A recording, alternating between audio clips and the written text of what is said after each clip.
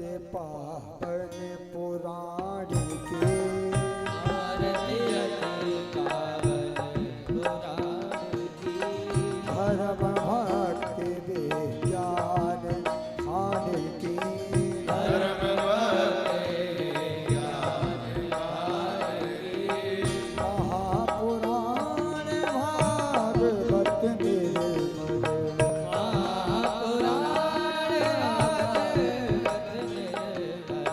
सुख मुख विगिरित निगम कल्प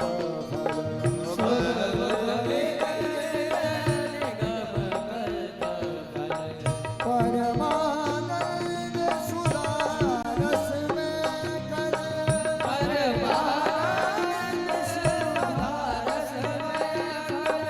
हीरा रत्न रस रस निधान की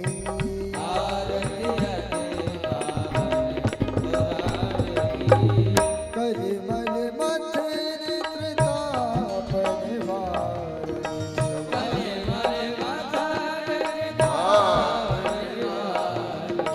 जन्म मृत्यु में भव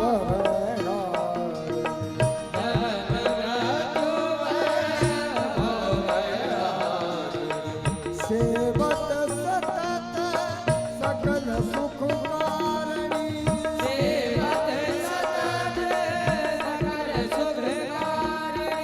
सोम औषध घड़ी चरित दान की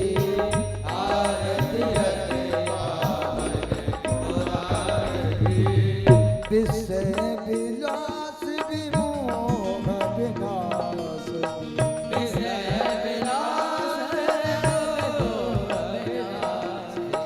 विमल विराग विवेक विकास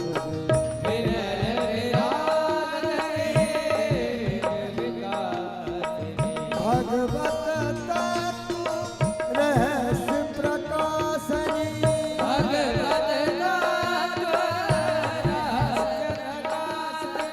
परम ज्योति पर आप ज्ञान की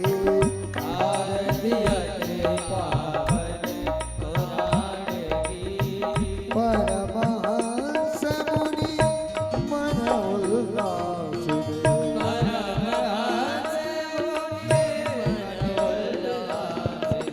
रस विघ्न रस रास विलास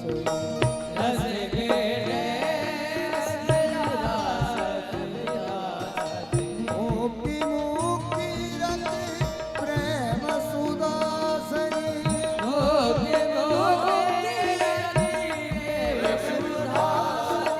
कथा चल प्रिय सुजान की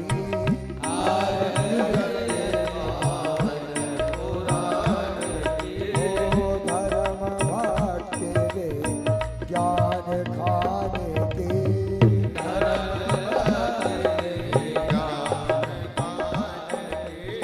कर्पूर गौरव करुणावतारम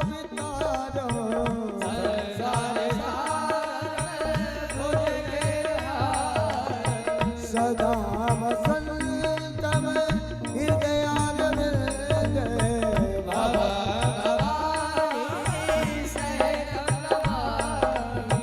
त्वमेव माता च पिता त्वमेव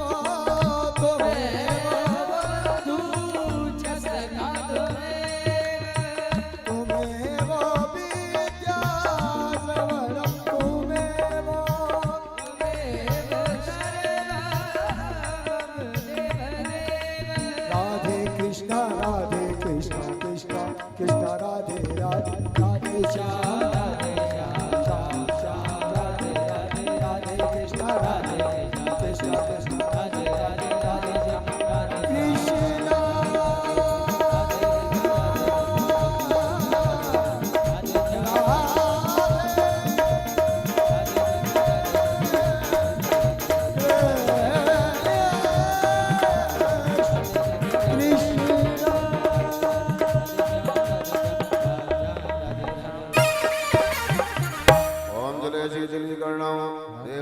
चंदनम मंत्रपुष्पितां जगनेन जगन्मय जगदेवाष्टानि धर्माणि प्रथमान्या सन्नादीयनाकं महिमानः तचन्द्रपूर्वे श्राद्धाः सन्ति देवाः ॐ एकदन्ताय विद्महे वक्रतुण्डाय धीमहि तन्नो दन्ति प्रचोदयात् ॐ नन्दनन्दनाय विद्महे यशोदानन्दनाय धीमहि तन्नो कृष्ण प्रचोदयात् नानासुगन्धि पुष्पाणि यथा कालोद्भवानि च पुष्पाञ्जलिमया दत्त ग्रहाण परमेश्वरा ॐ पुराणपुरुषोत्तमाय नमः मंत्र पुष्पांजलिं समर्पयामि।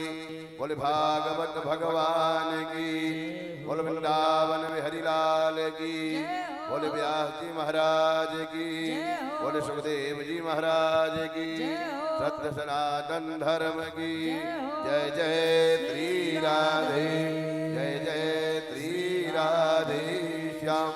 सभी अपने अपने स्थान पर बैठ जाइए। देखिए आज भागवत के दूसरे दिवस श्री गोविंदपुरा दरभंगा से जो यूट्यूब मिथिला कुंज यूट्यूब चैनल के माध्यम से श्रवण कर रहे हैं, देश विदेश में बैठे हुए सभी भक्तों को जय जय श्री राधे। और यहाँ भी जो भक्त बैठे हुए हैं जो आ रहे हैं उनको भी जय जय श्री राधे। व्यास मंच पर विराजमान वैष्णव कुरुभूषण श्री महामंडलेश्वर श्री किशोरी शरण महाराज जी के मुखारविंद से आप श्रीमद् भागवत कथामृत का रसास्वादन ले रहे हैं, तो महाराज श्री से हम प्रार्थना करेंगे कि आज दूसरे दिवस की कथा का शुभारंभ करें। जय श्री राधे।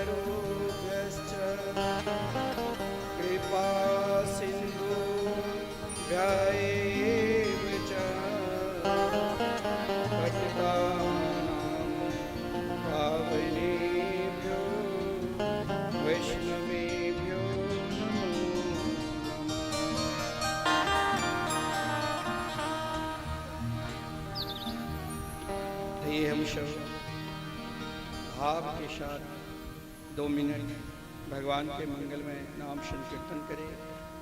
तत्पश्चात कथा मिलकर शास्त्रार्थ करेंगे।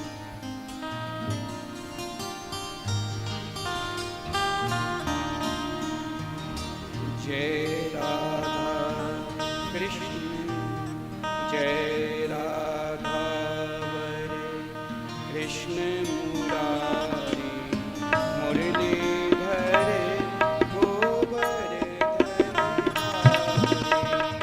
जय राधा हरे कृष्ण मुरारी मुरलीधर गोवर्धन धारी।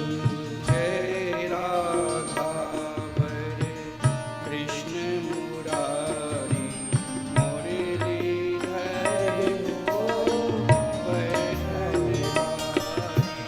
जय राधा कृष्ण मुरारी मुरलीधर गोवर्धन धारी। जय राधा कृष्ण मुरलीधर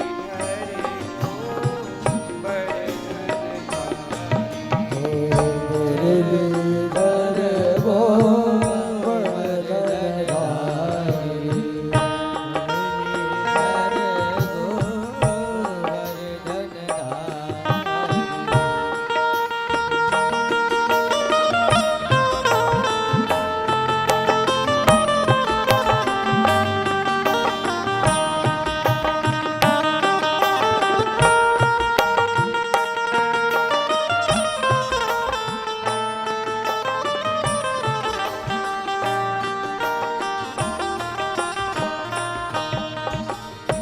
जय कृष्ण मोहनी बनवारी जय घनश्याम मोहन बनवारी।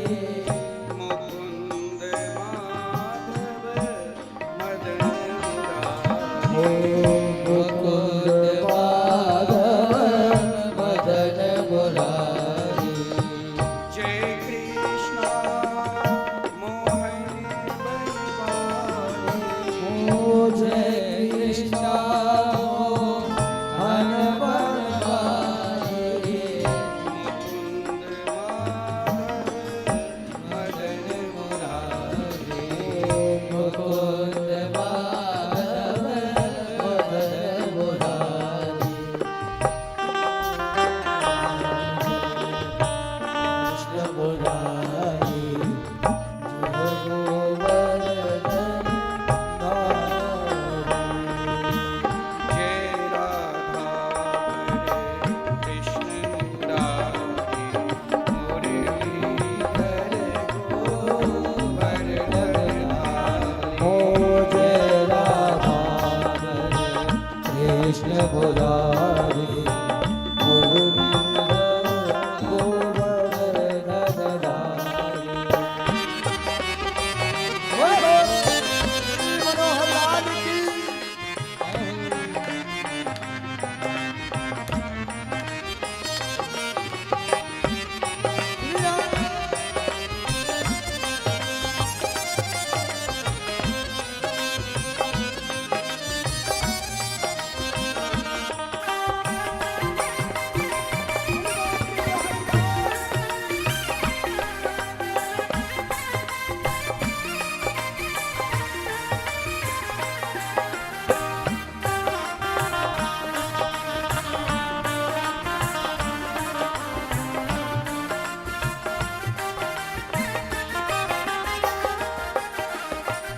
जय कृष्ण मोहन बनवारी जय कृष्ण मोहन बनवारी। जय कृष्ण मोहन बनवारी जय कृष्ण मोहन बनवारी। मुकुंद माधव मदन मुरारी मुकुंद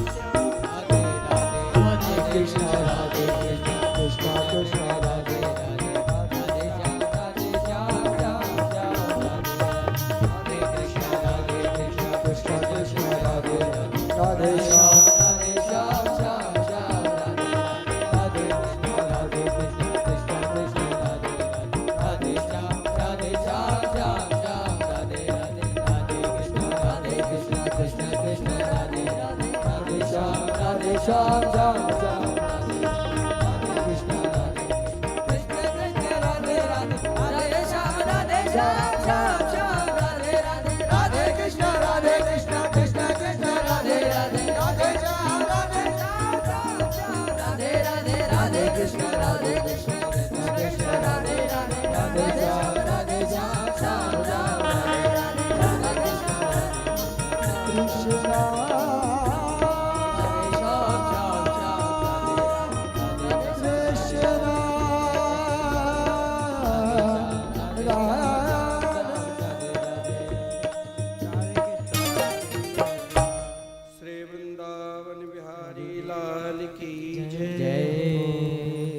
शत्रुदेव भगवान की जय। श्रीमद्भागवत महापुराण की जय। श्री सुखदेव जी महाराज की जय।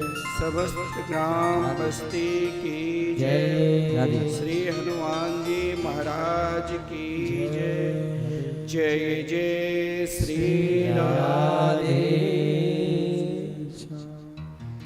जय जय श्री राधे।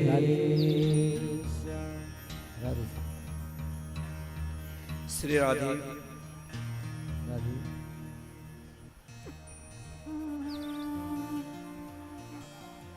आनंद कंद स्वरूप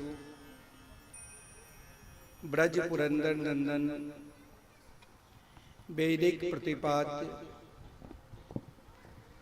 श्री यशोदा के लाडले लाल श्री श्याम सुंदर के बांगमयी प्रतिमूर्ति श्रीमद् भागवत सप्ताह कथा ज्ञान यज्ञ के आज हम सब द्वितीय दिवस की कथा की रसास्वादन कर रहे हैं। इस कथा के आयोजक श्री राम मोहन चौधरी अपने धर्मपत्नी सहित तथा उनके समस्त परिवार भागवत पंडाल में बैठे हुए सभी भागवत कथा श्रवणार्थी श्रोता समाज, हम सब कुछ देर के लिए अपने मन को भगवान के चरणार बिंद में लगाकर केवल एक ही उद्देश्य रखें कि जीवन का श्रेष्ठ परम लाभ क्या है। जो नित्य कथा में आते हैं, किसी कारण नहीं आ पाए, वो सब मिथिला कुंज यूट्यूब चैनल के माध्यम से भी इस कथा के रसास्वादन कर सकते हैं। और देश विदेश में जो भी भक्त भगवान की कथा के प्रेमी हैं, वो भी इस कथा के मिथिला कुंज यूट्यूब चैनल के माध्यम से श्रवण कर सकते हैं। कल की कथा के प्रसंग में हम सब भगवान की क्या महिमा है, हम भगवान को क्यों पूजते हैं, भगवान में क्या विशेषता है। क्योंकि जब हम किसी श्रेष्ठ पुरुष से मिलने के लिए जाते हैं और इच्छा भी होती है, तो पहले उनके विषय में उनकी विशेषता सुनते हैं। जैसे दरभंगा में कोई बहुत बड़े डॉक्टर है, तो उनकी यश प्रतिष्ठा चारों तरफ फैली हुई है, तो पहले लोग उनसे मिलते हैं। कोई बहुत बड़े विद्वान हैं, उनसे मिलने के लिए भी ललायित होते हैं। उसी प्रकार भगवान की क्या महिमा है, तो भागवत से पूर्व 6 अध्यात्मक हम सब महात्मा की कथा की आनंद लिए। महात्मा का सीधा अर्थ ये होता है भगवान की महिमा। और इसी क्रम में हमने देखा कि जीवन स्वयं को यदि थक चुका है, अब एकमात्र भगवान ही सहारे हैं, तो भक्ति और ज्ञान वैराग्य की कथा श्रवण की। कभी अपने आप को हमें निराश नहीं होना चाहिए। अगर हम मान लो कोई विद्या अध्ययन कर रहे हैं, सफलता नहीं मिल रही है, कोई धन के उपार्जन में लग रहे हैं लेकिन सफलता नहीं मिल रही है, कोई नाना प्रकार के व्यापार करते हैं फिर भी सफलता नहीं मिल रही है, तो भी हमें घबराना नहीं चाहिए। हमें एकमात्र ये विश्वास लेकर आगे बढ़ना चाहिए कि हमें जरूर कल्याण है। अरे जब धुंधकारी जैसे अधर्मी का भागवत के माध्यम से कल्याण हुआ, क्योंकि भागवत में जैसे आपने कल मंगलाचरण के विषय में सुना कि भगवान की क्या महिमा है, और भागवत के मंगलाचरण में भी यही कहा कि ये भगवान की कथा, भगवान के चिंतन, ये सत्य सत्यम परम धीमहि। लेकिन अब मन में एक जिज्ञासा होती है, इच्छा होने लग जाता है कि जब हम सत्य को पकड़ रखे हैं, जब हम जानते हैं कि भगवान ही सब कुछ है, फिर मन में ईर्ष्या क्यों होती है दूसरे के प्रति?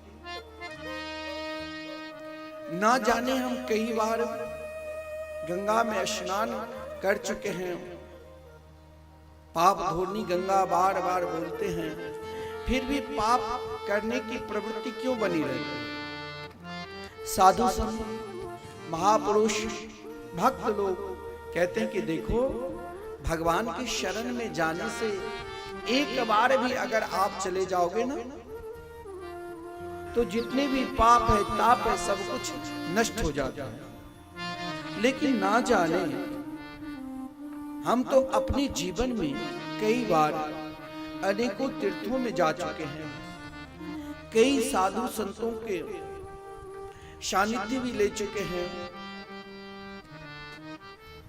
फिर भी मेरे अंदर से क्रोध नहीं जाता है, मेरे अंदर से ईर्ष्या भाव, मत्सर नहीं जाता है, मेरे अंदर से निरंतर दूसरों का अनिष्ट ही सोचने का प्रवृत्ति बना रहता है। अब समझ में नहीं आता है कि भगवान श्रेष्ठ है, तो हम उनके निकट कई बार जा चुके हैं, और जब हम भगवान के निकट जा चुके हैं, कई बार कथा सत्संग का लाभ भी ले चुके हैं, फिर भी अंदर की जो प्रवृत्ति है, अंदर की जो कामना है, अंदर की जो इच्छा है, वो कहां नष्ट हुआ? मत्सर भरा हुआ है, ईर्ष्या द्वेष के समुद्र में बार बार गोता लगा रहे हैं। बहुत लोग कहते हैं भगवान कथा कुछ है ही नहीं, एक कहानी है। तो क्या भगवान दोषी है या हम स्वयं दोषी हैं? और भागवत के प्रारंभ में ही सत्यम परम धीमहि, सत्य की वंदना की है, सत्य की ही उपासना की है। अब समझ में नहीं आ रहा है, ना जाने हम कितने ही बार कथा श्रवण कर चुके हैं, अनेक मंदिर में जाकर भगवान के दर्शन कर चुके हैं। अब हम दोष दें या स्वयं को या भगवान को, ध्यान देना, इसमें नहीं आपका दोष है और नहीं भगवान का दोष है, तो दोष किसका है? तो भागवत में स्पष्ट कह दिया है मंगलाचरण में, अगर आपके अंदर मत्सर है ना, दूसरे की ईर्ष्या, देखो हम दोनों पड़ोसी एक साथ रहे, ये देखते देखते इतने बड़े, इनके लड़के बच्चे इतने बड़े और हम तो जैसे कि तैसे थे, उनकी नष्ट किस प्रकार हो? ये जो ईर्ष्या है, ये जो द्वेष है, भागवत ने स्पष्ट कह दिया, अगर आपके अंदर ईर्ष्या है, मत्सर है, तो आप हजारों बार कथा सुन लो, कुछ मिलने वाला नहीं है। इसलिए पहले ही सावधानी कर दिया है, क्या? निर्मत सरानाम शताम।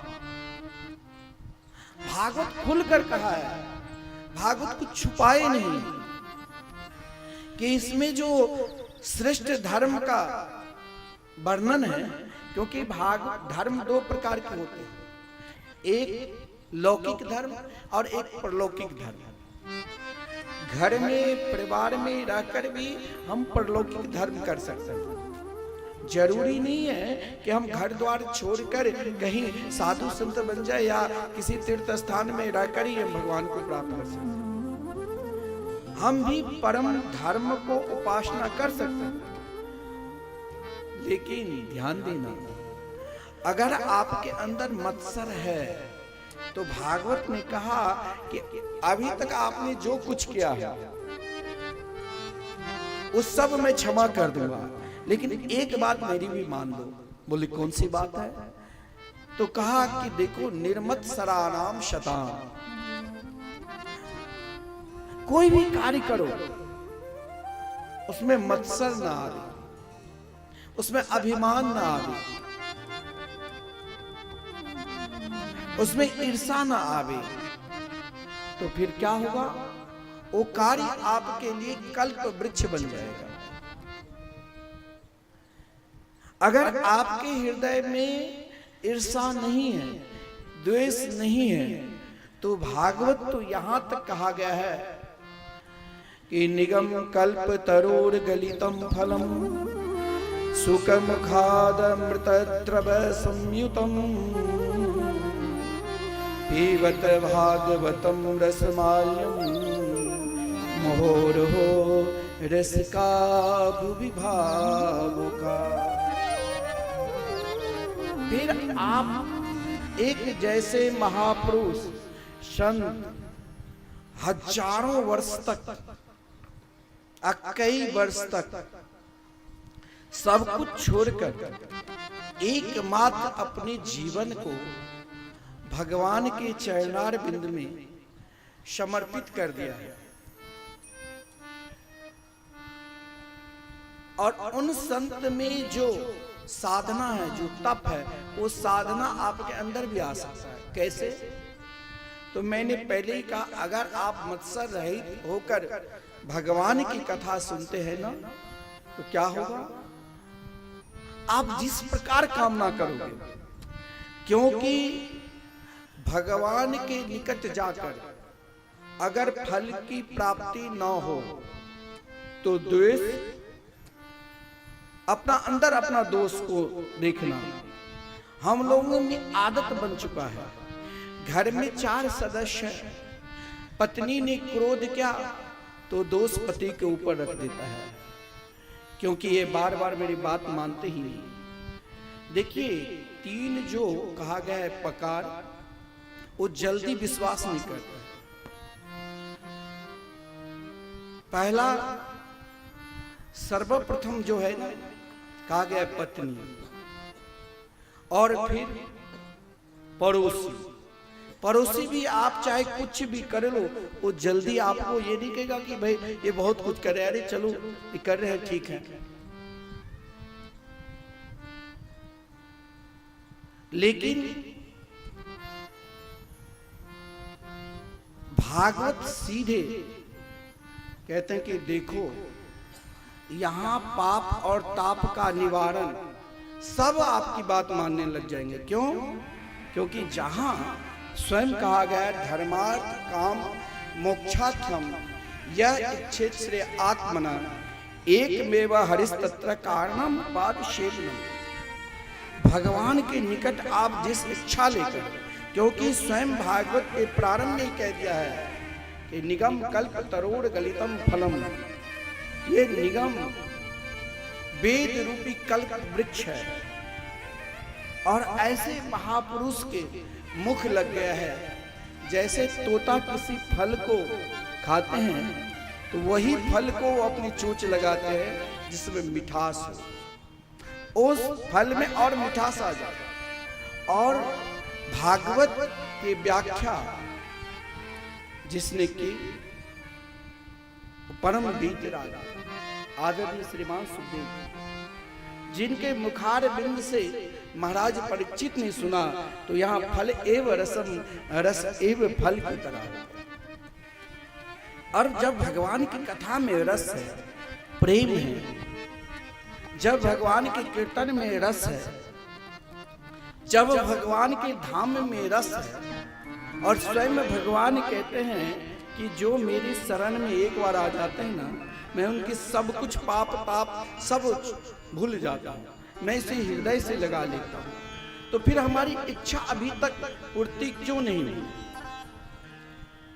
अगर इच्छा की पूर्ति ना हो भगवान के शरण में जाकर, तो मान लेना कि मेरे अंदर दोष है, मेरे अंदर अभी अनेक प्रकार की कामना है। देखिए, भगवान दो को ही मिलते हैं। दो किसके भगवान मिलते हैं? वो दो कौन है? एक तो स्वयं अपने आप को जो भी कार्य करो, आप सुबह से जैसे उठती हो या आप उठते हैं, सुबह से जो भी कार्य करो, झाड़ू लगाओ, देखिए घर आपका है, झाड़ू आपका है, सब कुछ आपका है, लेकिन आपको केवल यही भाव करना है क्या कि हम भगवान आज मेरे घर मेरे आंगन में आएंगे, सफाई करेंगे। हम रसोई बनाने के लिए जाते हैं, हमें भाव रखना चाहिए कि भगवान के लिए हम रसोई बना रहे हैं। आप कहोगे कि हम अभी अभक्ष्य भोजन करते हैं, जो हम भगवान को भोग नहीं लगा सकते, तो फिर हम भगवान के लिए कैसे बोलूं कि मैं भगवान के लिए भोजन बना रहा हूं? आप बोल सकते हैं, आप जो भी कुछ कर रहे हैं, क्योंकि आपके अंतःकरण में भी भगवान विराजमान है। केवल दो ही व्यक्ति के विशेषकर भगवान मिलते हैं। कौन? एक आप, हम सब, और एक जो सब कुछ त्याग दिया है, निर्ग्रंथा, कोई ग्रंथि है ही नहीं, किसी भी प्रकार की आसक्ति है ही नहीं। भोजन मिला तो भी ठीक, नहीं मिला तो भी मुस्कुराहट, वस्त्र मिला तो भी ठीक, नहीं मिला तो भी मुस्कुराहट, सम्मान मिला तो भी ठीक, नहीं मिला तो भी मुस्कुराहट। हर स्थिति में, हर परिस्थिति में जो केवल भगवान के लिए ही जिया, जो आत्मा राम है, जो निष्काम है, जिसके अंदर किसी भी प्रकार की कामना है ही नहीं। जैसे गोविंद तुम रखोगे मैं उसी प्रकार रह लूंगा, जिस अवस्था में तुम मुझे रखोगे मैं उसी अवस्था में मुस्कुरा कर सहन कर लूंगा। जिसे किसी प्रकार के ना आश्रम बनाना, ना घर बनाना, मठ बनाना, ना मंदिर बनाना, किसी भी प्रकार की आसक्ति है ही नहीं। बोलते हैं तो भगवान के लिए, गाते हैं तो भगवान के कीर्तन, चिंतन करते हैं तो भगवान के ही स्वरूप, उनको भगवान जल्दी मिल जाते हैं। और एक हम सबको, आप कहेंगे हम गृहस्थी धर्म को पालन करें, जरूर मिलेंगे, लेकिन हम भगवान आपको लेने के लिए नहीं आए। आप अगर 56 प्रकार के भोजन भी दोगे ना, तो भगवान वहां खाने के लिए नहीं आता। बहुत लोग कहते हैं भगवान कौन यहाँ बैठ कर खाएंगे। एक ध्यान देना, अगर आपके भाव है तो खाते हैं। देखिए, भगवान जो भोजन को हम बनाते हैं ना, उस भोजन को भगवान नहीं खाता है। उस भोजन का जो रस है, उसका स्वाद है। आप घर में रसोई बना रहे हैं, आप अगर क्रोध करके बनाओगे ना, तो वही क्रोध भगवान आपका रसास्वादन कर रहे हैं, और वही क्रोध का फल सभी को मिलेगा। घर परिवार जिसको आप पुरस्कारी करते हो ना भोजन, उस सभी को वही मिलेगा। आप लोभ की आसक्ति में भगवान को पुरस्कारी करें तो वही सबको लोभ बढ़ेगा। आप जिस भाव से भोजन बनाते हो, आजकल लोग गाना सुनते रहते हैं मोबाइल से, चप्पल पहनकर 2 बार खाना रसोई घर में भी है और बाहर भी घूम लेते हैं। तो उनकी विकार अनेक जगहों से एकत्रित हो जाते हैं। इसी प्रकार आज कहते हैं लोग इतने मठ मंदिर भजन कीर्तन चल रहा है, लेकिन लोगों के अंदर विकार भी बहुत बढ़ रहा है। एक कारण अगर देखोगे तो आपके अंदर ही छुपा है। मैंने कहा आपको कोई हाथ में झोली माला लेने की जरूरत नहीं। दो व्यक्ति को के विषय में कहा। पहले उन आत्माराम जो सभी धर्म से, सभी प्रकार के आसक्ति से ऊपर उठ चुके हैं, ऐसे महात्मा को। और एक हम सभी को। घर में आप रसोई भी बनाते हैं तो भगवान के लिए बनाते हैं। हम बच्चे को पोशाक पहना रहे हैं, स्कूल भेज रहे हैं तो भगवान के लिए। हम जो भी कार्य करते हैं वो हम स्वयं के। यहाँ क्या हो जाता है, अरे एक पंखा भी आश्रम में लोग दान करते हैं ना, तो कहते मेरा नाम होना चाहिए। अभी भागवत मंदिर बन रहे हैं ना, तो सर्वप्रथम मुझे लोग यही पूछता है कि एक श्लोक अगर मैंने 5100 दिया तो आप मेरे नाम दोगे ना? मैं कहा हाँ, लेकिन मुख्य द्वार पर तो जो 1 लाख समर्पित करते हैं उनका नाम रहता है, लेकिन आपका नाम रहेगा। हर जगह लोग नाम चाहते हैं। आप कहोगे कि हम घर में तो दिन रात वस्त्र भी पहनते हैं तो भगवान के लिए। जो भी काम करते हो आप अगर भगवान के लिए करोगे तो मैं विश्वास के साथ भागवत पीठ पर कह रहा हूं, एक दिन वो मोहन मुरली मनोहर गिरधारी दर्शन देंगे। अरे ब्रजांगनाएं ब्रज की गोपी क्या ध्यान लगा कर बैठी थी? नहीं, वो यदि रसोई भी बनाती थी तो कृष्ण की याद में। कभी कभी हलवा बना रही है तो कृष्ण की याद में भूल जाता और वो हलवा में नमक डाल देता। कभी कभी कृष्ण की याद में महाराज पानी भरने के लिए जाती थी तो कुआं में बाल्टी में भर कर अपने बच्चे को ही बांध। भगवान आकर मना करते। गौ को दूहने के लिए जाती तो गौ की दूध पात्र में नहीं निकालकर स्वयं लगता था कि मैं भगवान के मुख में ही निकाल रहा। क्या वो घर द्वार छोड़ कर गए? अरे जब वृंदावन को छोड़कर भगवान चले गए मथुरा तो ब्रजांगनाएं ने कही, कन्हैया आप तो निरंतर मेरे पास, आपके स्वाद ही मिश्री की तरह है, आपकी मिठास ही राधा रानी के नाम में वो मिठास है, वो प्रेम है। आप केवल आगे बढ़ो। जब आप आगे बढ़ोगे ना तो उन भाव में आगे बढ़ते बढ़ते क्या होगा, आपके अंदर मिठास आ जाएगा। कौन सा मिठास? जैसे दीपावली में छोटे बच्चे, मानो उनके घर में हाथी घोड़ा वो शक्कर मिश्री के बनाकर, चीनी के बनाकर लाता है और वो बच्चे जहां से तोड़ता है उसे क्या मिलता है? मीठा। कोई पूछ तोड़ लिया, खाया तो मीठा, कोई जहां से तोड़ेगा।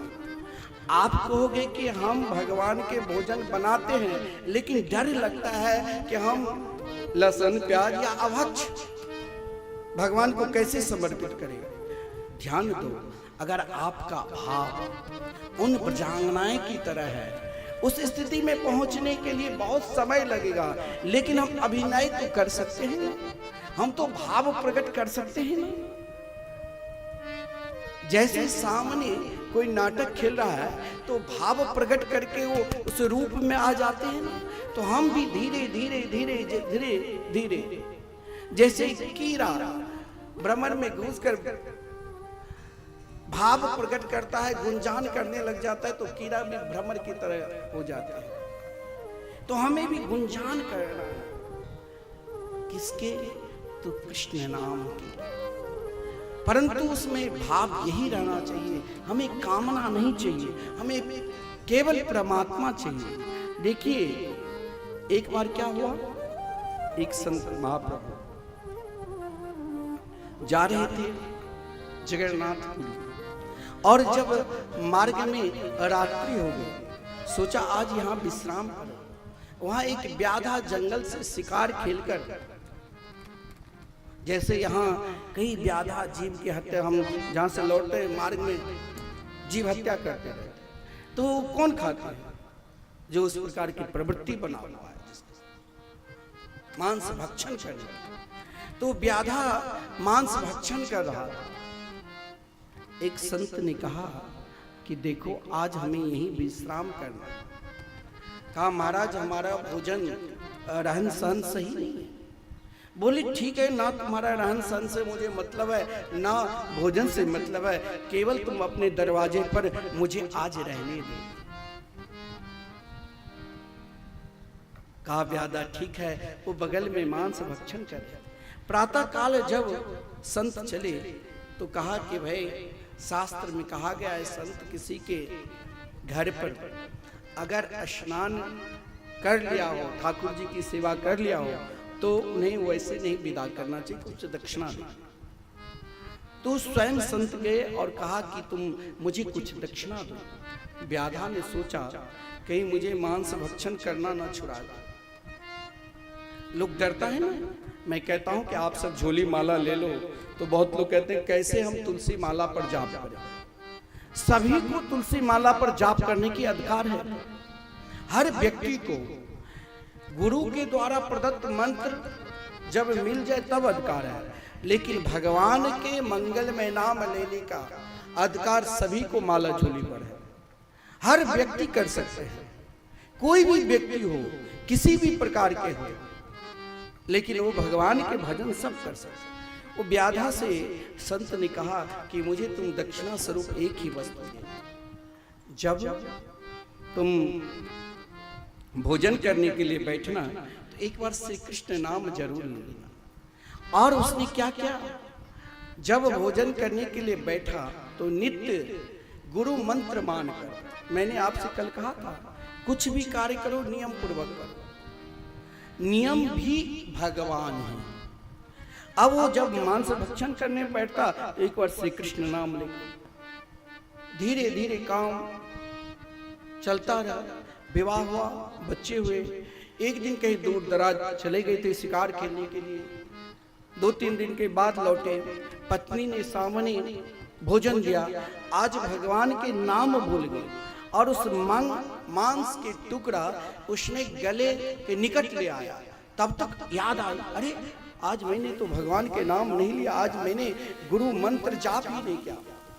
अगर आप सद्गुरु के द्वारा मंत्र प्राप्त कर चुके हैं तो एक ध्यान रखना, किसी भी अवस्था में हमें मंत्र को नहीं त्यागना। किसी संत को आपने वचन दे रखा है तो हमें यह ध्यान रखना कि हमें निभाना है। आज उन व्याधा ने सोचा हमने एक संत को वचन दे रखा है कि हम जब भोजन करने के लिए बैठेंगे तो एक बार श्री कृष्ण नाम लेकर ही भोजन करेंगे। आज महाराज उसने कंठ को पकड़ लिया, शरीर से अब प्राण निकलने वाले थे। पत्नी ने कही देखो आज तक मैंने तुमसे कुछ नहीं कहा, आज मेरी बात मान लो, ये बच्चे हैं, मर जाओगे तुम, ये ग्रास खा लो, 10 बार ले लेना। बहुत लोग ने कहा आज थक गए हैं, आज पाठ पूजा क्या करेंगे, कल देख लेंगे, परसों देख लेंगे। नहीं, नियम चाहे कुछ भी हो जाए, अपना नियम को कभी न त्यागो। वो व्याधा के मरना अवस्था में आ चुके थे। भाव से श्री कृष्ण को हृदय से लगाकर पुकार रहे, और ज्यों ही पुकार रहे थे उसी समय मुरली मनोहर कन्हैया मुरली बजाते हुए उन व्याधा को दर्शन दिया। कहा मुझसे वरदान मांगो, मुझसे वरदान मांगो। व्याधा ने इशारा में कहा कि प्रभु एक ग्रास मुझे बाहर कर। भगवान ने कहा फिर भी कुछ मांगो। बोले यही मांगना चाहता हूँ, मेरा जो नियम है, मेरे गुरुदेव ने कहा तुम कुछ छोड़ो नहीं, लेकिन मेरे जीवन का एक संबंध जोड़ दिया था कि तुम जब भोजन करने के लिए बैठना तो एक बार श्री कृष्ण नाम लेकर ही बैठना। मेरे प्रभु का नाम मिश्री से मीठे हैं, उनके नाम मिश्री से भी मीठे। आप जब लेने लग जाओगे ना तो बार बार लेने की इच्छा हो। मिस्री से मीठो नाम हमारी राधा रानी। मिस्री से मीठो नाम हमारी राधा रानी को। मिस्री से मीठो नाम हमारी राधा रानी को। मिस्री से मीठो नाम हमारी राधा रानी को। मिस्री से मीठो नाम हमारी राधा रानी को। मिस्री से मीठो नाम हमारी राधा रानी को। राधा रानी को हमारी श्यामा प्यारी को। राधा रानी को हमारी श्यामा प्यारी को। मिस्री को मीठो नाम हमारी राधा रानी को। मिस्री से मीठो नाम हमारी राधा रानी को।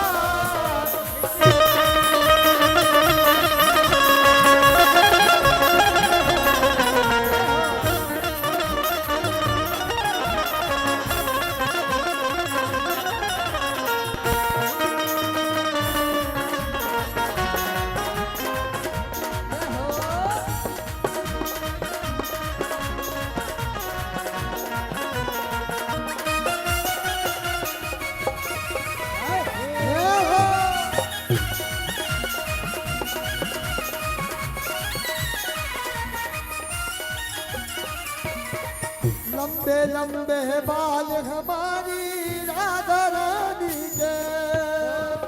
लंबे लंबे बाल हमारी राधा रानी को। ओ लंबे लंबे बाल हमारे राधा रानी के। लंबे लंबे बाल हमारी राधा रानी को। यम कजरा कर कमाल हमारी राधा रानी को। मिस्री से मीठो नाम हमारी राधा रानी को। ओ राधा रानी को हमारी श्यामा प्यारी को। राधा रानी को हमारी श्यामा प्यारी को। ओ मिस्री का मीठो नाम हमारी राधा रानी को। मिस्री से मीठो नाम हमारी राधा रानी बोल राधा रानी सरकार की।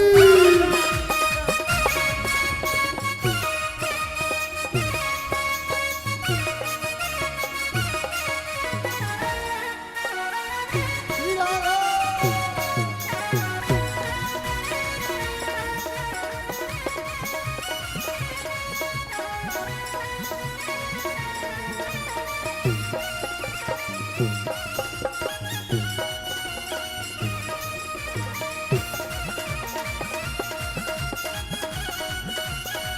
श्री राधा।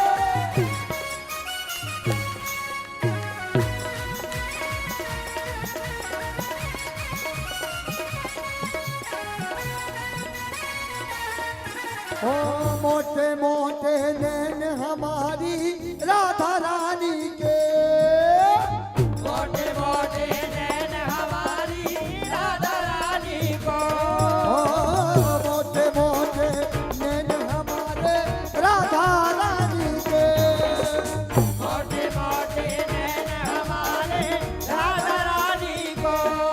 यम कजरा कर कमाल हमारी राधा रानी को। जब कजरा करे कमाल हमारी राधा रानी को।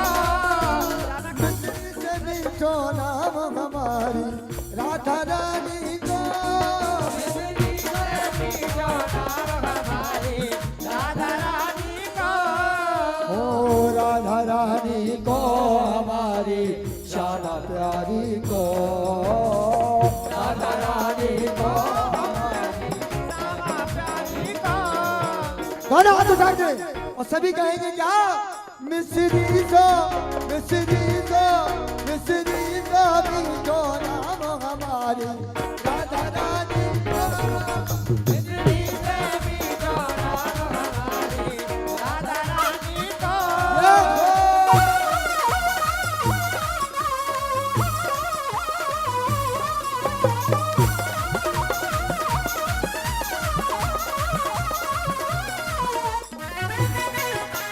राधा रानी की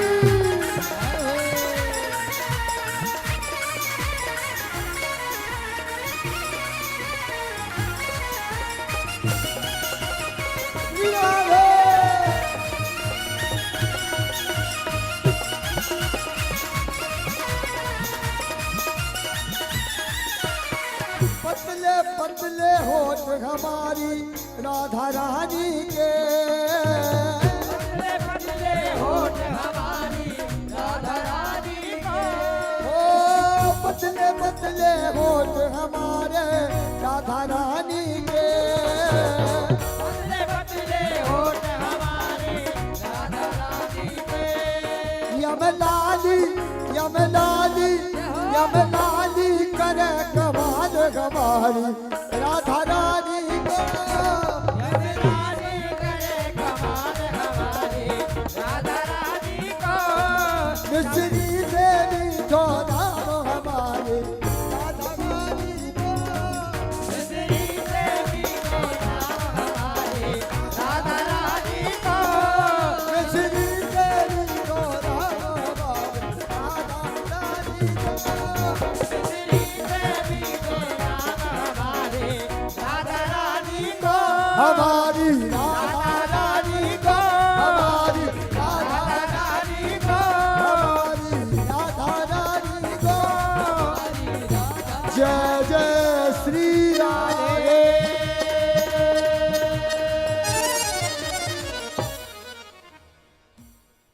केवल हमें समर्पित होना है। अब हमें वहां पर यह भी भाव नहीं रखना कि हम किस जाति के हैं, हम किस धर्म के हैं। देखिए भगवान उन सब से ऊंचे हैं। भगवान यदि केवल देखते हैं तो भाव दिखते हैं। अरे जो सबरी के झूठन बैर को खाने वाले वो ऊंच और नीच नहीं देखते हैं। और भागवत के विस्तार जब व्यास जी ने की और भागवत की क्या महिमा है, ये देवर्षि नारद जी जो निरंतर हर पल हर क्षण भगवान के लिए ही जीते हैं, उनके नाम को ही पुकारते रहते हैं। लेकिन देखिए नाम में क्या महिमा है। आदरणीय व्यास जी ने एक श्रेष्ठ व्यक्ति, जैसे घर में आपके माता पिता है तो यही चाहते हैं कि मेरे लड़के बच्चे बढ़िया पढ़े, खूब नाम करे, खूब प्रतिष्ठा करे, खूब धन अर्जित करे। प्रयास यही रहता है। हमारे पूर्वज भी यही प्रयास किए कि हमारी संतान, जिस मनु के हम सब संतान, हमारी संतान आगे बढ़े।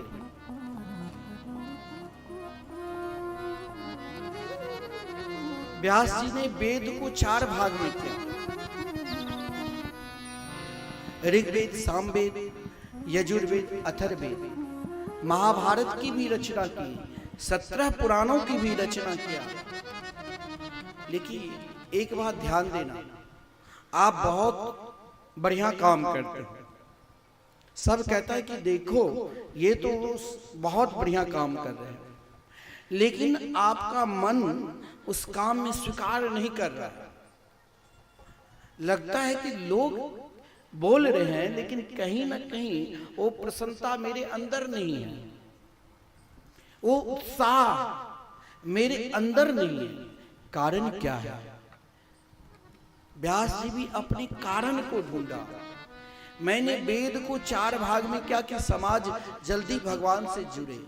मैंने महाभारत की रचना की, मैंने 17 पुराणों की रचना कर दी, फिर भी मुझे लगता है कि मैंने अभी तक कुछ नहीं किया। देखिए समझदार व्यक्ति का, बहुत लोग बोलते हैं समझदार के इशारा ही काफी है। समझदार व्यक्ति आपसे लड़ेंगे नहीं, आपको उल्हाना नहीं देंगे, लेकिन बात बात में उल्हाना भी दे देंगे और बात बात में लड़ भी लेंगे।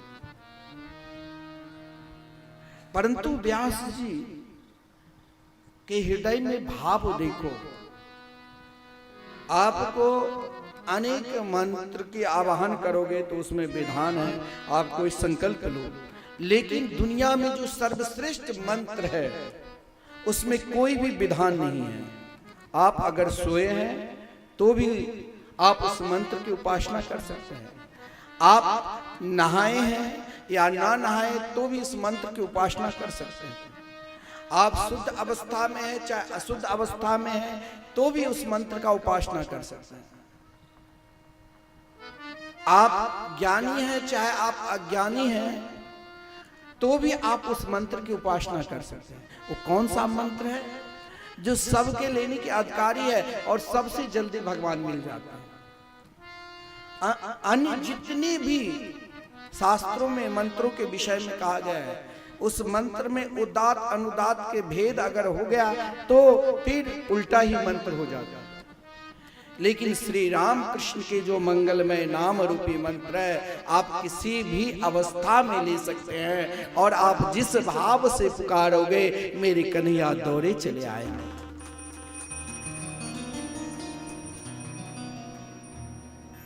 इसलिए हम सभी को निरंतर भगवान के नाम में ही आश्रित होना है, जिसमें आपकी निष्ठा है।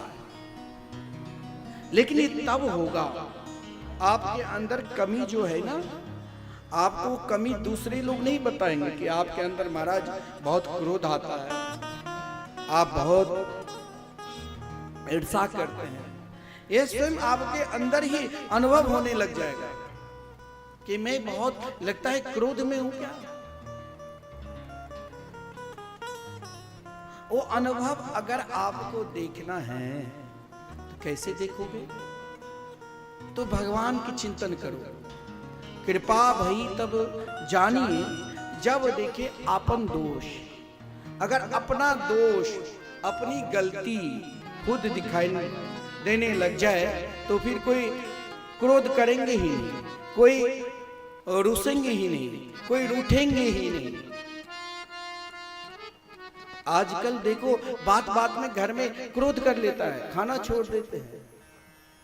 क्यों? क्योंकि उसे अपनी गलती का अनुभव नहीं हो रहा। कभी अपनी गलती को भी अनुभव करके देखो, फिर देखो क्या आनंद है उस गलतियों ही आपने अपनी गलती को सामने, अपने सामने दर्पण रख लो और दर्पण में देखो कि मैं किस स्तर तक हूं। लगता है मैंने अभी बहुत कुछ किया, लेकिन मैंने कुछ नहीं किया।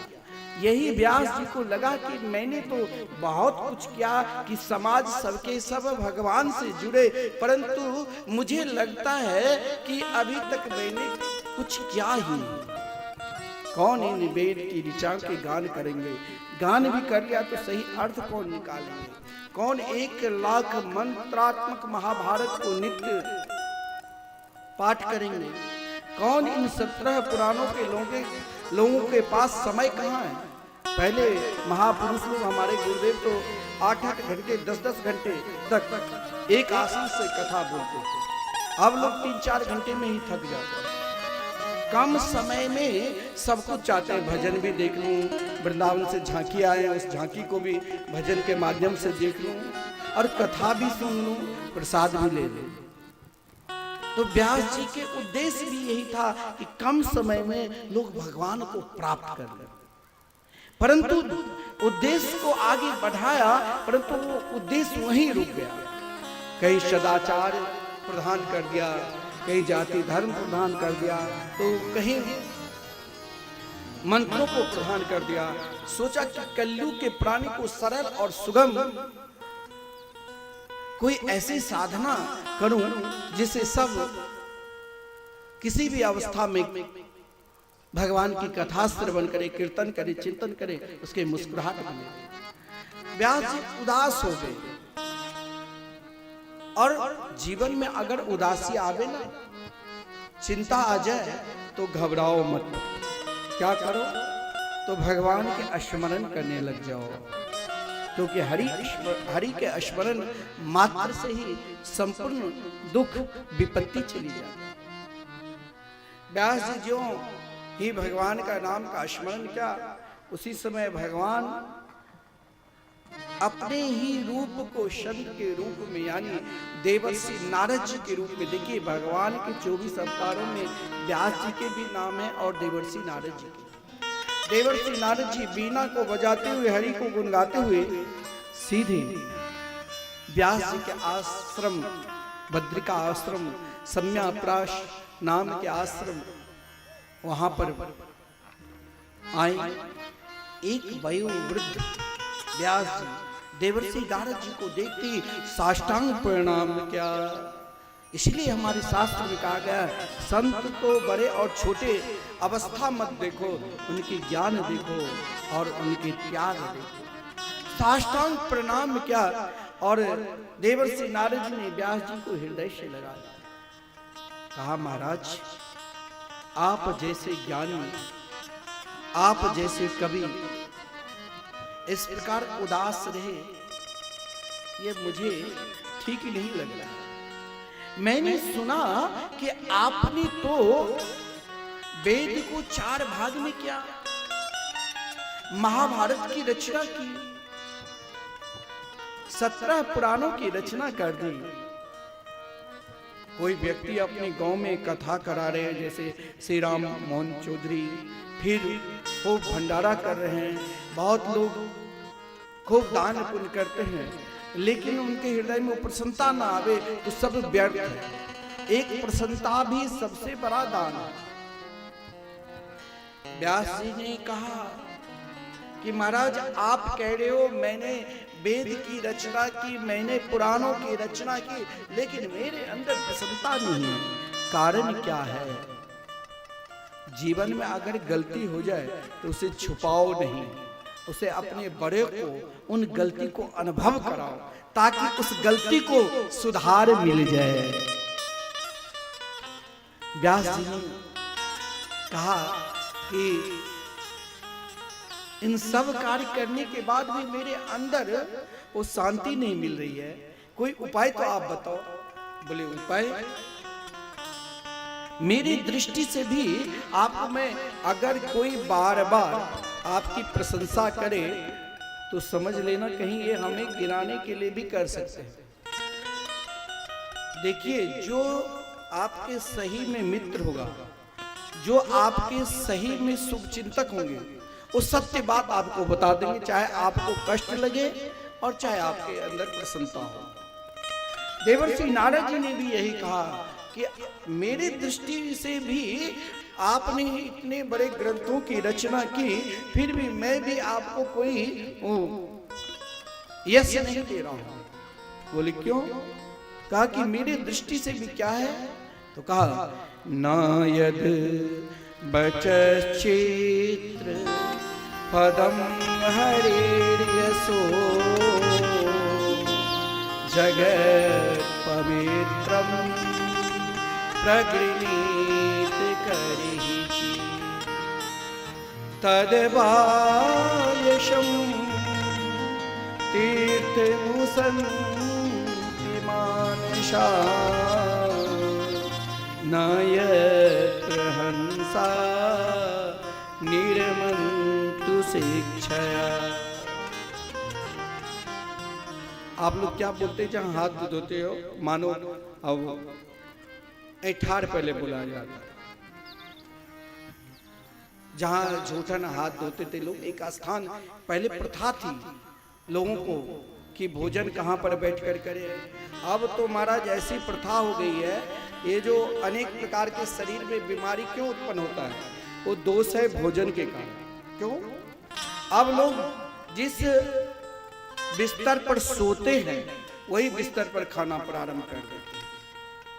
पहले लोग विचार रखता था, आसन बैठाया जाता था नीचे और उस आसन पर बैठकर भोजन करते थे, फिर उस जूठन को साफ करते थे, किसी का पैर न लग जाए, किसी इस जूठन पर चले न जाए मन में।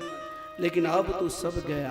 अब तो जिस बिस्तर पर हम सोते हैं वहीं खाते हैं और वहीं सब कुछ कहते हैं। जिस बिस्तर पर हम सोते हैं उस बिस्तर पर सोने से स्मरण शक्ति कम होता है। उस बिस्तर पर ध्यान रखना चाहिए कि भोजन करना भी नहीं चाहिए। इसीलिए उस भोजन का जो तत्व है शरीर में नहीं पहुंचता है और अनेक प्रकार के शरीर बीमारी से ग्रस्त हो जाते हैं। देखिए वृद्धावस्था में तो शरीर के जर्जरपन हो जाए, बीमारी हो जाए तो ये तो समय की है। आजकल महाराज 5-6 साल 10 साल के बालक को डायबिटीज है, 15-20 साल 25 साल में हार्ट अटैक। ये समझ लो उस भोजन में ही दोष है। देवर्षि नारद जी ने कहा आपने मेरी दृष्टि से जहां लोग झूठन फेंकते हैं वहां कौवे काक जो है कौवा वही खाने के लिए आएंगे। मानसरोवर के जो हंस है जिसे मोती चुनने की आदत है वो कभी आएंगे नहीं।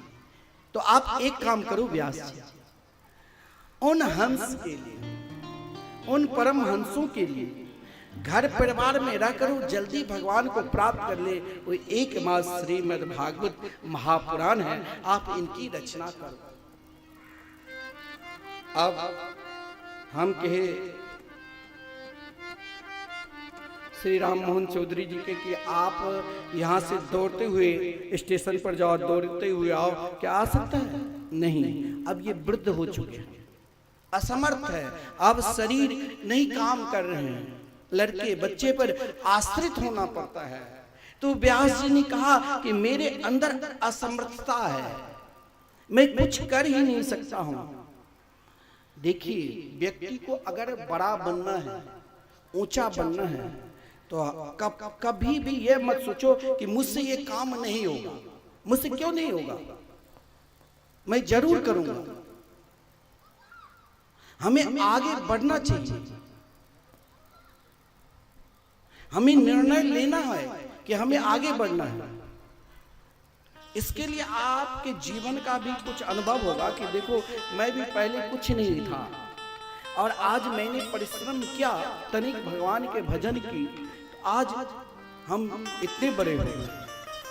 तो देवर्षि नारद जी ने कहा आप चाहते हो कि कलयुग में प्राणी भगवान से जुड़े, आप एक बात भगवान की जहां महिमा है वही गान करो।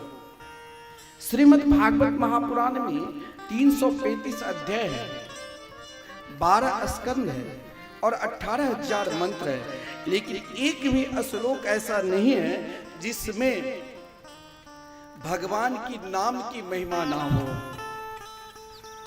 व्यास जी ने कहा अब हम वयोवृद्ध हो चुके हैं, यानी अब शरीर में जिस दिन से शरीर स्वयं को कहने लग जाए अब हम असमर्थ हो चुके हैं, हम थक चुके हैं। अपने आप को थकना नहीं चाहिए।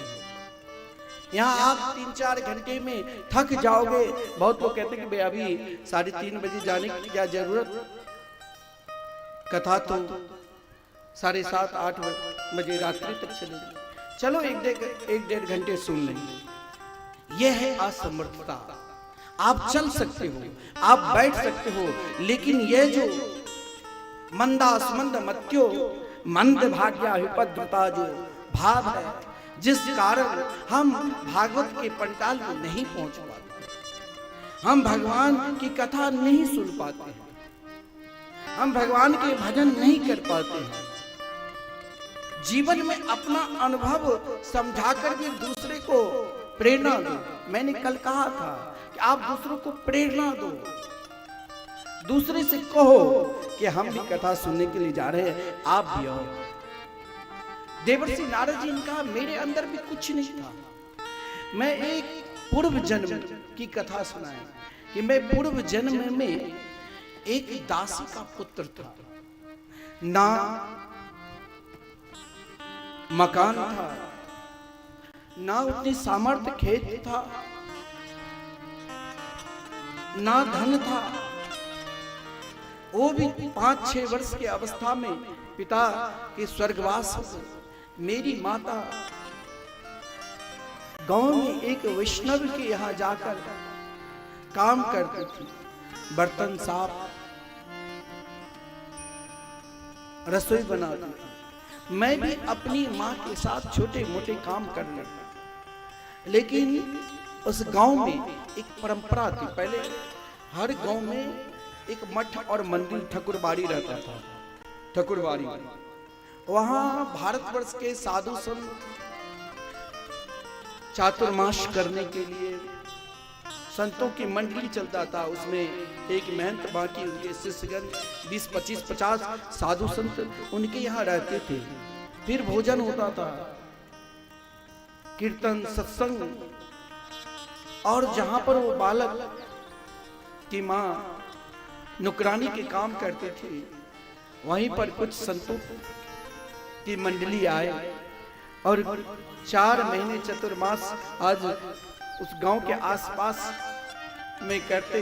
और वही गांव में नियम क्या था कि रोज सत्संग करो। जो व्यक्ति था घर के मालिक, उसने कहा अपनी नुकरानी से, देख अब मेरे काम, घर के काम छोड़कर अभी हमारे दरवाजे पर जो साधु संत आए हैं उनकी सेवा में लगे।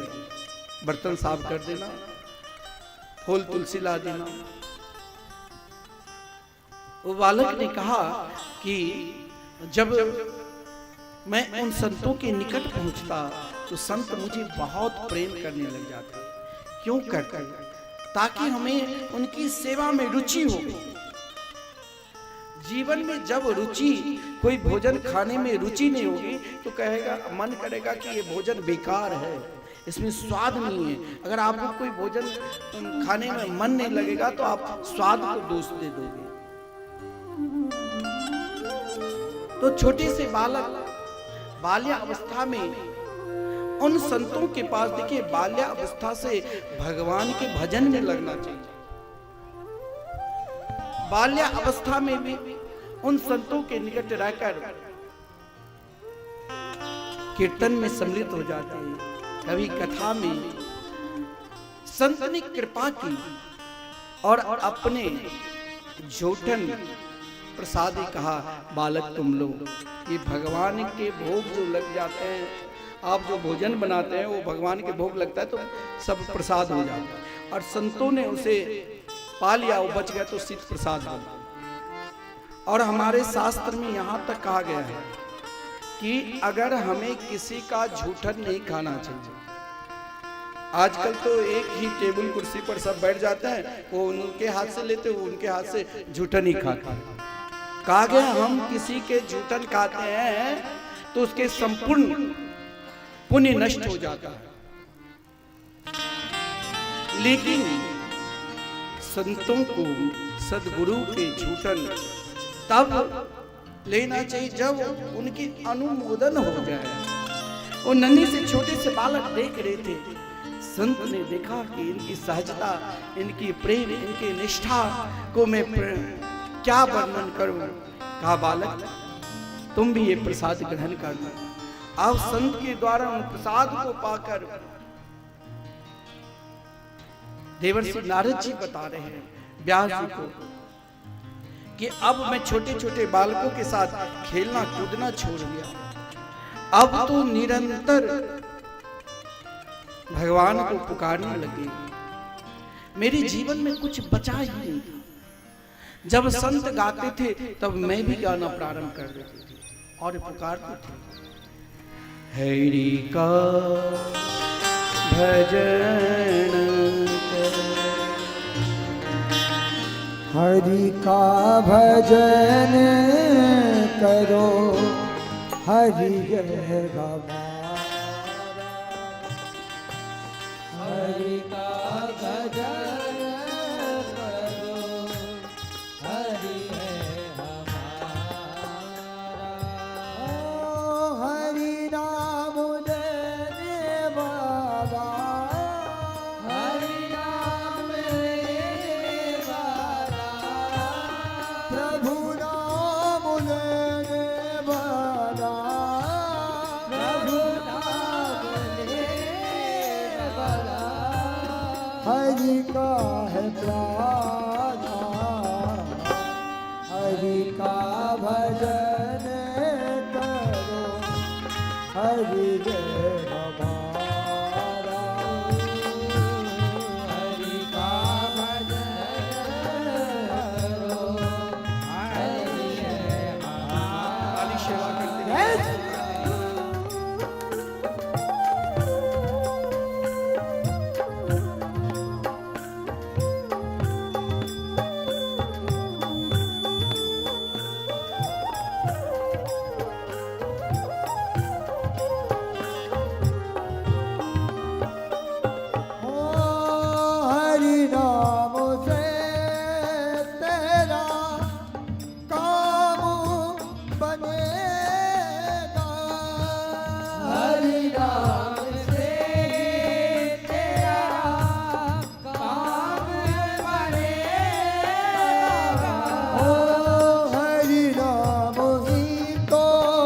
पकड़े साथ चलेगा।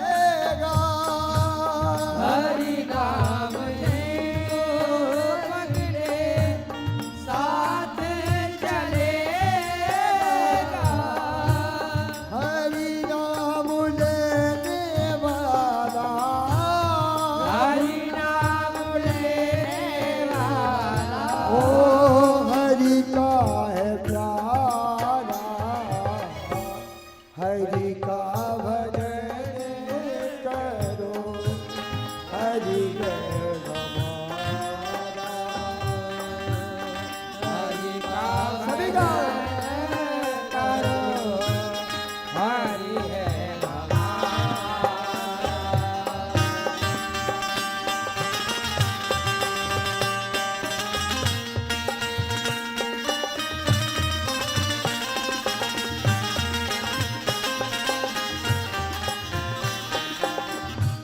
कोई कहे राधे श्याम, कोई कहे सीताराम,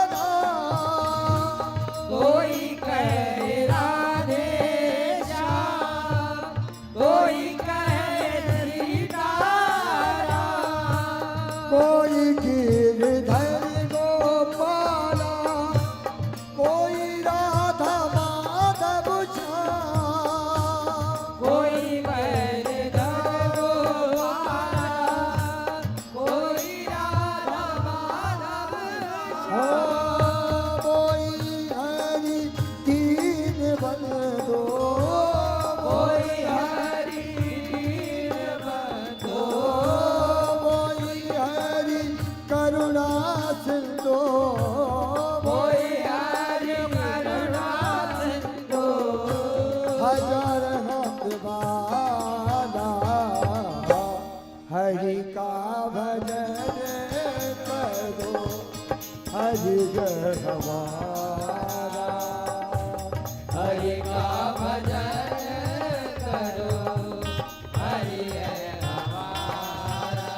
ओ हरि का भजन करो, हरि गहवारा। हरि का भजन करो, हरि है हरि नाम लेने वाला, हरि नाम लेने वाला। हरि का है प्यारा, हरि का भजन करो, हरि गहवारा। हरि का भजन करो, हरि है हमारा। हरे कृष्णा कृष्ण कृष्ण हरे हरे, हरे राम राम राम हरे हरे। ओ हरे कृष्णा कृष्ण कृष्ण हरे हरे, हरे राम राम राम हरे हरे। कृष्ण कृष्ण हरे हरे, राम राम हरे हरे, कृष्ण कृष्ण हरे हरे हरे। जय जय श्री राम। राधे श्याम। संत की कृपा। एक अज्ञानी गांव में कोई व्यक्ति है, एक व्यक्ति की दृष्टि में वो मूर्ख है, कुछ जानता नहीं है, और देखते देखते गांव के सबसे बड़े हो गए।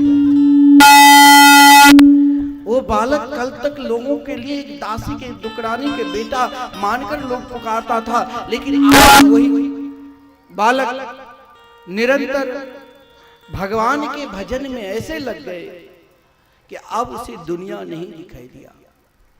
मैंने कहा ये लज्जा शर्म मान अपमान आपको तब तक लगेगा जब तक आपको दुनिया दिखाई देगी, और जब सामने प्रिया प्रीतम के रूप बांके बिहारी को रूप देखोगे, फिर तो यह भाव हो जाएगा मेरे तो गिरधर गोपाल दूसरों न कोई। अब उन बालक को एक ही भाव, मेरे गिरधर गोपाल अब कोई है नहीं। भाव से निरंतर पुकार में लगे रहे। गुरुदेव ने कहा अब मेरा चातुर्मास समाप्त होने वाले हैं, मैं जाना चाहता हूं।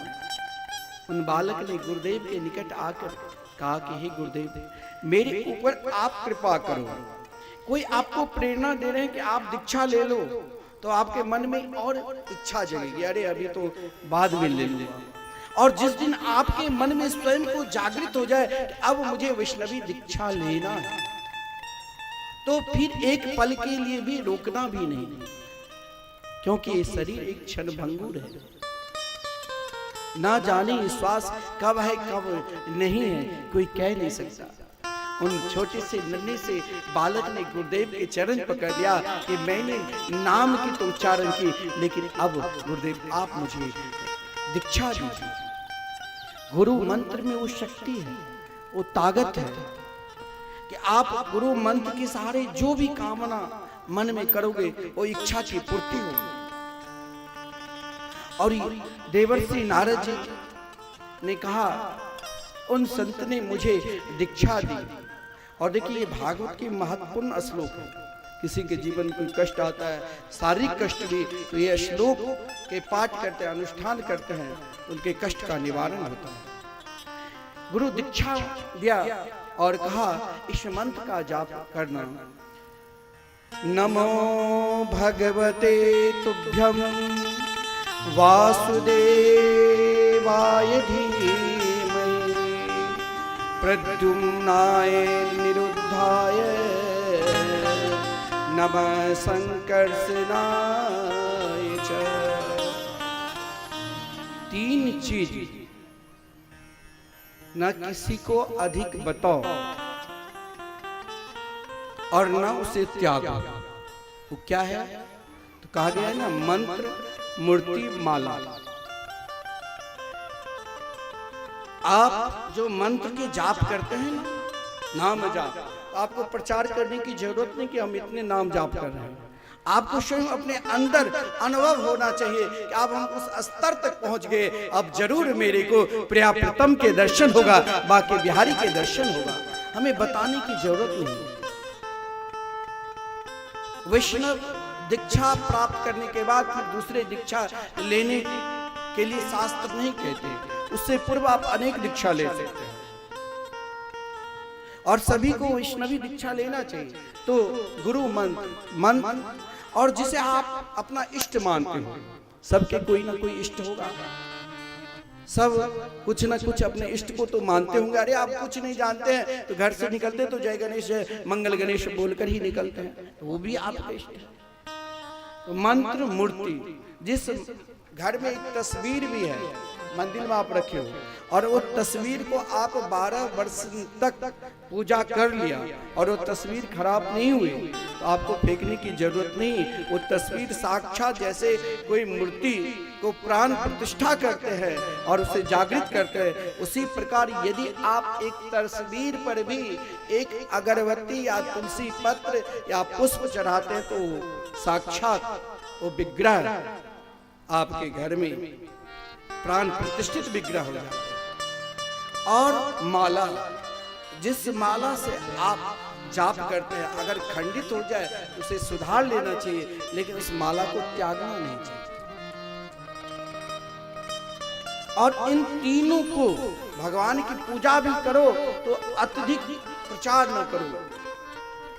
जिस माला से आप आराधना करते हो उस माला को त्यागो नहीं। अब वो छोटे से बालक, कहा गया आप कोई भी मंत्र को 32 लाख बार जाप कर लोगे तो मंत्र सिद्ध हो जाते हैं, फिर आप जिसे जो कह दोगे वो प्राप्त हो जाएगा। अब वो बालक कहा मैं भजन करने लग गया, गुरुदेव छोड़कर चले गए। गुरुदेव से कहा कि मैं भी आपके साथ चलूंगा, लेकिन कहा देखिए हमारे यहाँ क्या धर्म है, सनातन धर्म में एक एक जो शब्द है, एक एक जो वाक्य है, वो सब वेद का मंत्र है, गुरु मंत्र है। गुरुदेव ने कहा कि देखो आपके घर में आपकी माता है, मैंने देखा आपकी माता रोज सत्संग में आया, लेकिन अभी उनके जीवन में आपके सहारा चाहिए, कोई है नहीं। और मातृ देवो भव, माँ को ही देव मानकर पूजा करो। आजकल माँ को लोग तिरस्कार करते हैं। पहले वृद्धाश्रम नहीं था, पहले लोग गुरुकुल बनाते थे कि गुरुकुल में बालक आवे और वहां से पढ़कर संस्कारी बने। आज कल गुरुकुल को लोग त्याग दिया है। ईसाईकरण, ईसाई की स्कूल में जहां हमारे देवी देवता को अपमान बताते हैं वहां भेजते हैं। और गुरुकुल में पहले लोग गुरुकुल में संस्कार लेता था कि माता की सेवा कैसी करनी चाहिए, पिता की सेवा कैसी करनी चाहिए, बड़े बुजुर्गों को आदर कैसे देना चाहिए, बड़े को सम्मान कैसे करनी चाहिए। ये सब गुरुकुल में शिक्षा मिलता है, क्योंकि वहां पढ़ाई के साथ सेवा काम भी कराते थे। जैसे देवर्षि नारद जी ने कहा, मैं बालापन में खूब काम भी करते थे और सेवा भी। लेकिन एक बात बताऊं, जब गुरुदेव ने कहा अभी तुम अपनी माता की सेवा करो, मैं ठहर गया, नहीं गया। लेकिन मेरा मन गोविंद के चरणार बिंद में चले। मैं निरंतर उनकी चिंतन करते थे, निरंतर उसे पुकारते थे, हे मेरी कन्हैया, हे मेरे गोविंद, मुझे कब आप दर्शन दोगे, कब दर्शन दोगे। मैं कभी कभी भगवान से भी प्रार्थना करते थे, हे प्रभु, आप चाहे मेरी माँ को भक्त बना दो और नहीं तो आप अपने निकट बुला लो, मुझे तो भजन करना है। मैं कभी कभी रोने लग जाता था, कभी कभी हंसता भी था और कभी कभी नाचने भी लग जाता था। रोता उस भाव को जब मंत्र जाप करते थे तो मुझे लगता था मेरी गोविंद, मेरी कन्हैया, मेरी शमी। तो उनके रूप को देखकर मुस्कुराने लग जाते थे। जब महाराज वो अंतर्धान होते तो अश्रुपात आता। कभी कभी उनके सुंदर विग्रह को देखकर नाचने भी लग जाता। मैंने प्रार्थना की गोविंद से, हे मेरे प्रभु, आप मेरी माँ को भक्त बना दो या आप अपने निकट ही संभालो। एक दिन क्या हुआ, मेरी माँ गौ सेवा करने के लिए जाती थी, गौशाला में गई। मार्ग में ना जाने घास में सर्प छुपाता, उसे काट लिया, वो मर गई। अब मुझे जब सूचना मिली माता मर गई तो मेरे अंदर, देखिए व्यक्ति के अंदर आंख से जो अश्रुपात भी होता है तो दो प्रकार का, प्रसन्नता में ठंडे ठंडे अश्रुपात निकलता है और उत्सव में जैसे ठंडे निकलेगा, और कोई दुख हो गया तो उसमें गरम गरम। तो मेरे हृदय में वो प्रसन्नता हुई, चलो अब तो मुझे भजन में कोई बाधा ही नहीं करेगा, अब तो मैं जरूर बद्रिका आश्रम जाऊंगा और बद्रिका आश्रम में जाकर जरूर अपने कृष्ण कन्या को प्राप्त करूंगा। मैंने, देखिए सनातन धर्म में जो परंपरा है, धर्म के अनुसार मैंने क्रियाकर्म क्या माता के और निकल पड़े कहां, बद्रिका आश्रम की ओर। और बद्रिका आश्रम में जब मैं जा रहा था तो मार्ग में मुझे अनेक नगर बस्ती दिखाई दी, लेकिन मैंने वहां आसक्ति नहीं किया। मैं सीधे बद्रिका आश्रम में गए और बद्रिका आश्रम में जाकर गुरुदेव के द्वारा जो प्रदत्त मंत्र था उस मंत्र को जाप करने लगे। मन में एक विश्वास था, गुरुदेव ने कहा था कि अगर तुम इस मंत्र से भगवान को जरूर प्राप्त कर लोगे। वो तो करुणामयी है, मेरे गोविंद करुणा के सागर है, करुणा निधान है। आपके भाव जिस प्रकार रहेगा, आपके पुकार जिस प्रकार रहेंगे, वो ऐसे ही रूप में आपके समीप प्रकट हो जाएंगे। अगर आप भजन भी करते हैं, कभी कभी भजन करने में आप कहोगे कि भगवान दर्शन नहीं देते हैं, तो स्वप्न में भगवान दर्शन दे दे तो किसी को बताने की जरूरत नहीं। कोई बढ़िया स्वप्न देखो, सुंदर सा, तो उसे बताने की जरूरत नहीं। अगर आप बताओगे ना तो फिर दोबारा एक दो बार देख सकते हो, लेकिन बार बार नहीं। अब वो छोटे से बालक गुरुदेव के द्वारा प्रदत्त जो मंत्र था, उस मंत्र का जाप भी कर रहा है और उस रूप को निहार रहा है। कभी कभी भगवान दर्शन देते थे, कभी अंतर्धान हो जाता। एक दिन प्रातः काल की बेला में भजन कर रहे थे, उसी समय देखा कि शंख चक्र गदा पद्म से सुशोभित दिव्य तथा बहुमूल्य विशिष्ट आभूषणों से युक्त ओ पीतांबरधारी श्यामला सरों ने मेरे गोविंद मेरे मध्य प्रकट हो गए। और जब ही उस सुंदर झांकी को देखा तो उस झांकी को देखकर मंत्र मुग्ध हो गए। एक नजर से उस रूप को देख रहा था, उस स्वरूप को देख रहा था, और जो ही स्वरूप अंतर्धान हो गए तो विचलित हो गए। आकाशवाणी हुई कि अभी आपके अंदर इच्छा है, अभी आपके अंदर तृष्णा है, अभी कुछ और भजन करो। और मैं पुकारने लग गए और कहने लगे, हे करुणा निधान मेरे सरकार, मुझे जब दर्शन दो, दर्शन दो। एक हर व्यक्ति को यह भाव रखना चाहिए, जिस परमात्मा को हम पुकार रहे हैं उसे हम सामने दर्शन करें। जैसे आप भजन के माध्यम से उस झांकी को भी सुंदर दर्शन करते रहते हैं, तो हम भी पुकारें। हो मेरे बाके बिहारी सरकार, बना दो बिगड़ी।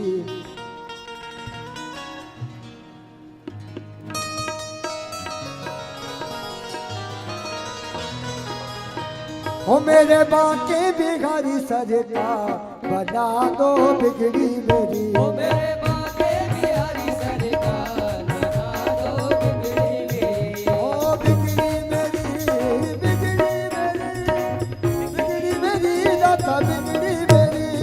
बिगड़ी मेरी दाता, बिगड़ी मेरी दाता, बिगड़ी मेरी। मेरे बाके बिहारी सरकार, बना दो बिगड़ी मेरी। मेरे बाके बिहारी सरकार, बना दो बिगड़ी मेरी। ओ बिगड़ी मेरी शाह, बिगड़ी मेरी, बिगड़ी मेरी दाता, बिगड़ी मेरी। बिगड़ी मेरी शाह, बिगड़ी मेरी, बिगड़ी मेरी शाह, बिगड़ी मेरी। ओ मेरे बाके, ओ मेरे बाके बिहारी सरकार, बना दो बिगड़ी मेरी। बाके बिहारी सरकार, बना दो बिगड़ी ये हो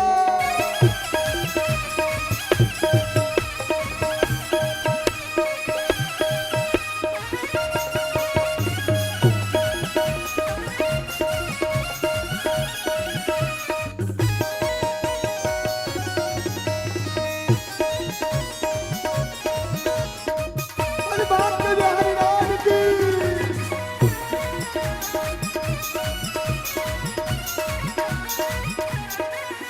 हो अर्जी है मेरी, मर्जी तुम्हारी, वृंदावन के बाके बिहारी।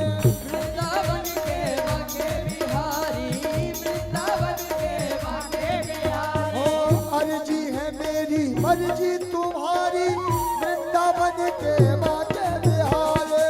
वृंदावन के बाके बिहारी, वृंदावन के बाके बिहारी। मेरे जीवन के आधार, मेरे जीवन के आधार, बना दो बिगड़ी मेरी। ओ मेरे शान सलोने सरकार, बना दो बिगड़ी मेरी। ओ मेरे बाके बिहारी सरकार, बना दो बिगड़ी मेरी। मेरे शान सलोने सरकार, बना दो बिगड़ी मेरी। ओ मेरे बाके बिहारी सरकार, बना दो बिगड़ी मेरी। ओ मेरे बाके सलोने सरकार, बना दो बिगड़ी। ये